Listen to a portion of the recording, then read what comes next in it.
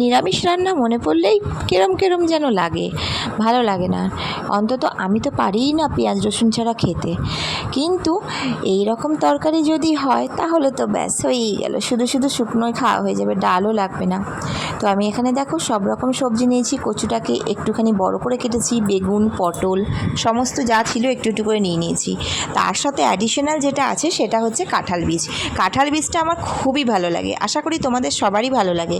তো এখানে দেখো আলুটা আমি একটু বেশি পরিমাণ নিয়েছি, মানে বড় করে কেটে নিয়েছি, আর পরিমাণে একটু বেশি নিয়েছি।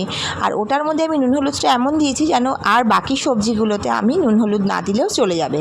তো দেখো আমি সব সবজিগুলোকে সুন্দর ভেজে নিলাম, কাঁঠাল বীজটাও ভেজে তুলে নিয়েছিলাম। এবার আমি ফোড়নে দিয়ে দিচ্ছি তেজপাতা, শুকনো লঙ্কা, তার সাথে দিচ্ছি 5 ফোড়ন, দিয়ে আমি এর মধ্যে দিয়ে দেবো হলুদ আর একটু নুন।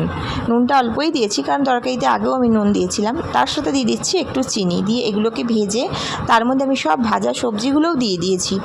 তো এটা ভাজতে ভাজতেই মোটামুটি সেদ্ধ হয়ে গেছে। আমি পরিমাণে অল্প একটু জল দিয়ে ঢাকা দিয়ে দিয়েছিলাম। তো এটা ফুটে এসছে, দেখো ওপর থেকে ছড়িয়ে দিলাম ভাজা মশলা। ব্যাস, ভাজা মশলার গন্ধতেই যেন অর্ধভোজন হয়ে গেল, গন্ধতেই। তো চলো, আমার রেসিপিটা কেমন লাগলো তোমাদের? যদি ভালো লাগে আমায় কমেন্ট করে জানিও কিন্তু। আরও আসবো অন্য ভিডিও নিয়ে অন্য কোনো দিন। আজকের মতো আসছি বন্ধুরা, তোমরা ভালো থেকো, সাবধানে থেকো।